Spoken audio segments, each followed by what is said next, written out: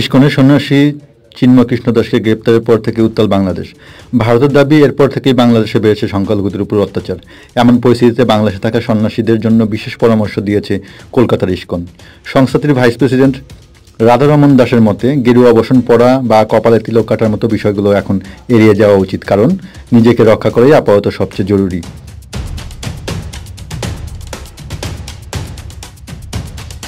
একটি সর্বভারতীয় সংবাদ সংস্থাকে কলকাতা ইসকনের ভাইস প্রেসিডেন্ট বলেন, এই সংকটের সময়ে সকলকে মনে করিয়ে দিতে চাই, নিজেকে সুরক্ষিত রাখতে হবে, তাই খুব সাবধানে থেকে সংঘাত এড়ানোর চেষ্টা করা উচিত। আমি বলবো, এখন গেরুয়া বসন পরবেন না, কপালে তিলক লাগাবেন না। যদি একান্তই গেরুয়া পরতে চান তাহলে এমনভাবে পড়ুন যেন অন্য পোশাকের আড়ালে তা ঢাকা থাকে। সম্ভব হলে মাথাও ঢেকে রাখুন। এই ইসকন কর্তার মতে, সন্ন্যাসী হিসাবে যেন আলাদা করে বাংলাদেশে কাউকে চেনা না যায় এমন পদক্ষেপ নিতে হবে। ধর্মীয় পরিচয় একেবারেই গোপন রাখতে হবে। উল্লেখ্য, মঙ্গলবার আদালতে উঠবে চিন্ময় প্রভুর জামিন মামলা, কিন্তু তার আগেই হাসপাতালে মৃত্যুর সঙ্গে পাঞ্জা লড়ছেন চিন্ময় আইনজীবী রমেন রায়।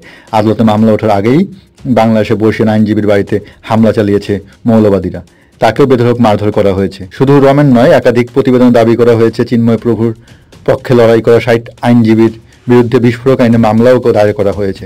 এমনকি কয়েকজন আইনজীবী যারা চিন্ময় প্রভুর জামিনের কাগজ তৈরি করেছিলেন, তাদের হত্যা মামলায় ফাঁসানোর হুঁশিয়ারি দেওয়া হয়েছে। জিয়াউল জিয়া, বিডিআর কাজ।